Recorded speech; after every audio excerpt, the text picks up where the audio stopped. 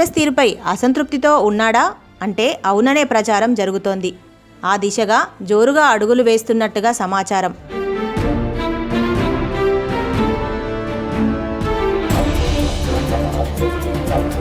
కాంగ్రెస్ పార్టీలో ముందుకు సాగడానికి ఏమాత్రం వెసులుబాటు లేకపోవడం ఆయనను ఇబ్బంది పెడుతున్నట్లు చెబుతున్నారు. తెలంగాణ పీసీసీ అధ్యక్ష పదవి దక్కితే పార్టీలో కొనసాగాలని, లేదంటే ప్రాంతీయ పార్టీని స్థాపించి ముందుకు సాగాలని ఆయన ఆలోచన చేస్తున్నట్లు చెబుతున్నారు. రేవంత్ రెడ్డిని తెలంగాణలోని పాతకాపులు తీవ్రంగా వ్యతిరేకిస్తున్నారు. వి హనుమంతరావు, జగ్గారెడ్డి వంటి వాళ్ళు రేవంత్ రెడ్డిని బహిరంగంగానే వ్యతిరేకిస్తున్నారు. మరోవైపు కోమటిరెడ్డి వెంకట్రెడ్డి, కోమటిరెడ్డి రాజగోపాల్ రెడ్డి పీసీసీ అధ్యక్ష పదవి కోసం ప్రయత్నాలు సాగిస్తున్నారు.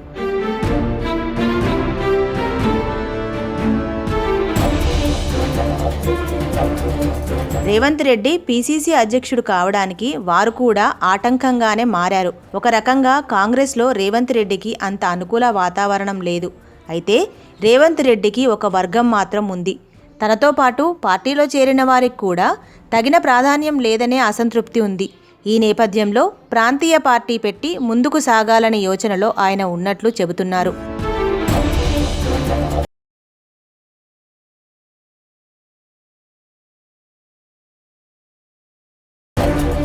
ప్రస్తుతం అది ఆలోచన దశలోనే ఉంది. కానీ ప్రాంతీయ పార్టీ పెడితే ఏ విధంగా ఉంటుందనే విషయంపై ఆయన కసరత్తు ప్రారంభించారు.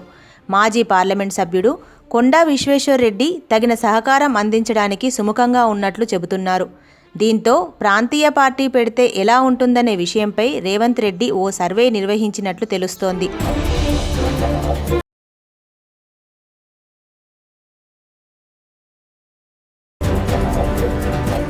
ఆ సర్వే పూర్తిగా క్షేత్రస్థాయికి వెళ్లి చేయలేదు. 15 మందితో ఆ సర్వే చేయించారని సమాచారం.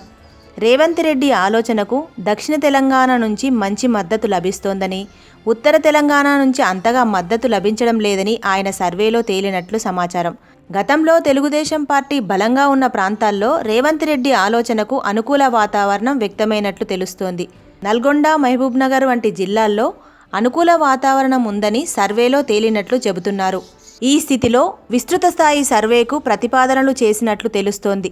150 మందితో సర్వే చేయించాలని, ఒక్కొక్కరికి 10 మంది చొప్పున కేటాయించాలని 15 మందితో కూడిన బృందం రేవంత్ రెడ్డి ముందు ప్రతిపాదన ఉంచినట్లు తెలుస్తోంది. దానికి రేవంత్ రెడ్డి నుంచి ఆమోదం లభించాల్సి ఉంది.